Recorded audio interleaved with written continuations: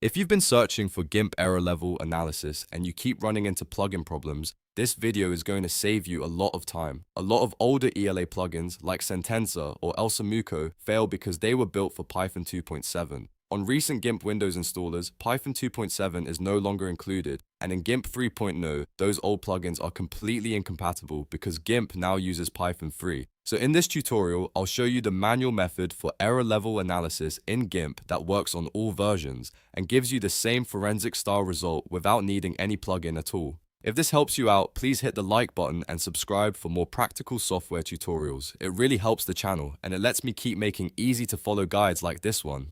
Alright, let's get into it. First, open Gimp and load the image you want to analyze. This should be the target image you want to inspect for signs of editing, compression differences, or pasted objects. Once the image is open, we're going to create a temporary JPEG copy because error level analysis works by comparing compression artifacts. Go up to File, then choose Export As. Save the file as elatemp.jpg.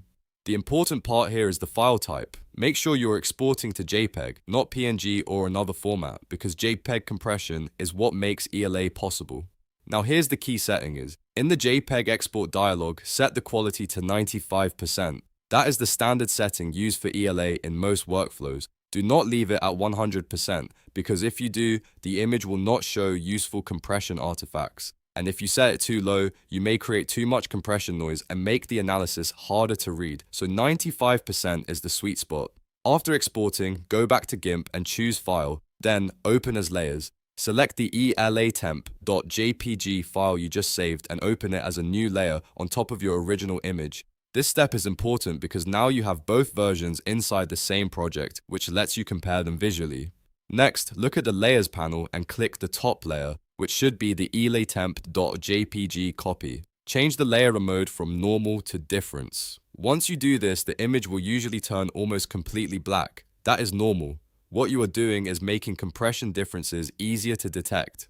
Now we need to enhance the visibility of those differences. Go to Colors, then choose Levels. In the Levels dialog, you can drag the white output slider, which is the top right triangle, dramatically to the left. Another option is to adjust the input level's white point and set it somewhere around 10 to 20. This boosts the visible contrast and helps reveal areas that were compressed differently. Once the levels are adjusted, start examining the image carefully. What you want to look for is consistency. In an authentic image, the noise should usually look uniform across similar textures. For example, a flat sky should have a similar pattern everywhere, and a wall or shirt should not suddenly change in one isolated region. But if something was manipulated, it may stand out. A pasted object, a changed face, or an edited area might glow much brighter than the surrounding areas, or it may show a completely different noise pattern. That difference can indicate the object was inserted separately or saved with a different compression history. It's important to remember that error level analysis is a clue, not absolute proof. It is a useful forensic technique, but it should always be combined with other checks like visual inspection, metadata review, and image history when possible. ELA can point you in the right direction, but it should not be the only thing you rely on. And if you're on Gimp 3.0, this manual method is especially useful because old ELA plugins will not work there.